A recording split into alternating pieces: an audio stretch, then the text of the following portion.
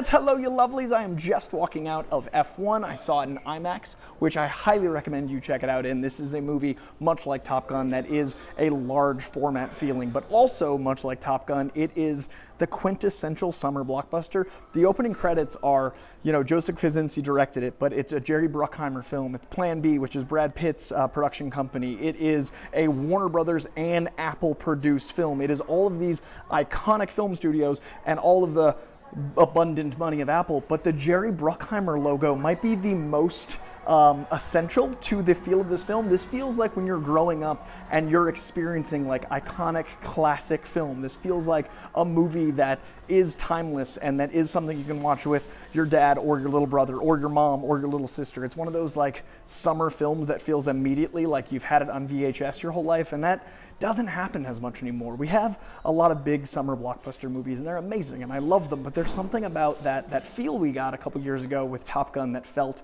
so throwback, that felt so quintessentially awesome and cool. I'm gonna break that all down right here in a non-spoiler review, but before we get into it, please hit that subscription bell if you haven't already. Trying to get to 50K. When I get there, I'm gonna do a 50 comic giveaway, because this page is all about movies, TV, and comic books. Also, love to hear your thoughts below. Let me know if you're excited for F1. If you've seen F1, what you thought. Let's have a conversation in the comments, and press a like while you're pressing buttons, because this is something I want people to go out and see. So, non-spoiler thoughts. F1 is so quintessentially Brad Pitt in that it is a movie about cool. And I think just as Top Gun was a film about intensity and about the last movie star and that parallel with the, this past his prime fighter, this is a really cool opportunity to do that, but in a very grounded, literally, like take away the flight and put the same jet engine on a car, that speed, that energy, that kineticness, but in Brad Pitt being this like kind of the coolest, handsomest, salt of the earth guy. Like Brad Pitt has had a career out of being the guy that is just like the most perfect version of, a guy you might know. Whereas Tom Cruise is like the most intense, stunt, blah, blah, blah guy you might know. So blending that together and using Joseph Kosinski, the director of Top Gun Maverick, as well as this, as well as the very slept on Oblivion, and his eye for production design and his eye for very, very kinetic action. When you put all that together, you feel like, just as you did a couple summers ago, that you're driving this car. And I'm not the biggest car guy. Like, I love cars very abstractly. Like, I know cars a little bit, but I don't know the rules of F1, and it's a full-on sport. I know NASCAR a little bit. My grandpa's huge into NASCAR, so I was raised watching NASCAR and Daytona and certain things in that culture, but I don't know the rules.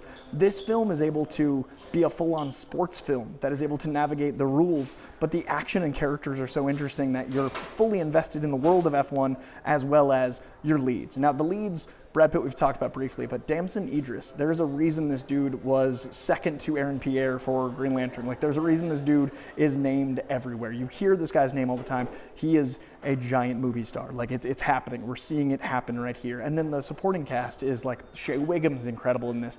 The very incredible Kerry Condon, who was nominated for an Oscar a couple years back for Banshees of Inisherin. It is so good to see Kerry Condon in a role like this, in a movie of this scale, and she crushes. And that's like not an easy thing to be in a blockbuster when you're normally known for like, more independent fare. She's absolutely magnetic in this film. And then you've got the always interesting, because you're not sure what kind of performance he might give, Javier Bardem. And this Javier Bardem is so fun in the fact that he kind of like bounces between your expectations of the role itself, but he does feel like he's got like this great history with Brad Pitt. So I really think the casting is so essential for the film being like, 80%, 70% in cars.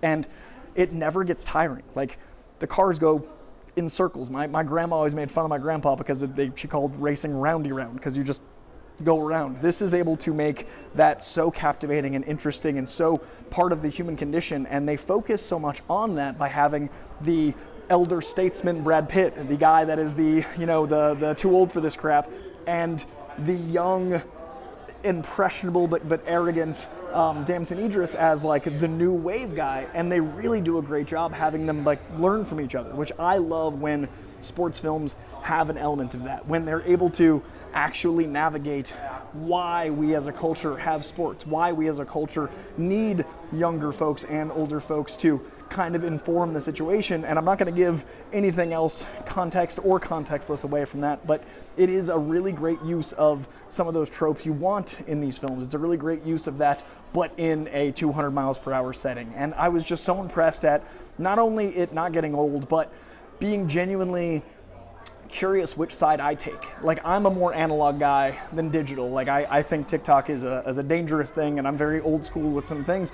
And seeing Brad Pitt be that guy obviously feels good because he's the coolest guy ever, but also seeing some of Damson Idris's choices and identifying with like, oh, that does make sense.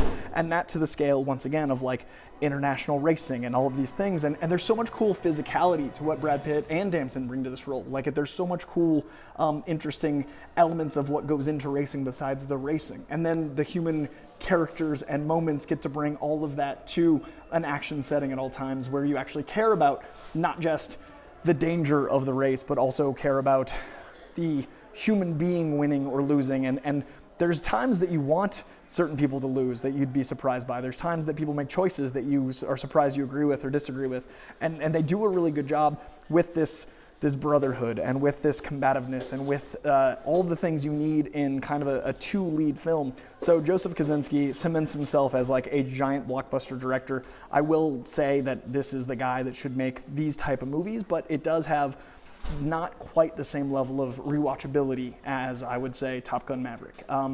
I think the 3 hour or 2 hour and 40 minute runtime does keep it from maybe getting that $1 billion mark.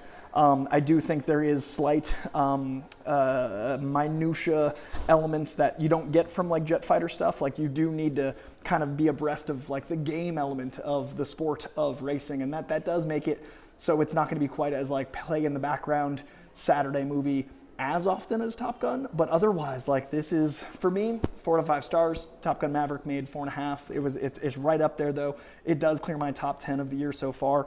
We are halfway through the year, and this is one of my 10 favorite films so far of 2025. So I would recommend see it in Dolby, see it where you can feel it, see it in IMAX where you can like experience the scope of it.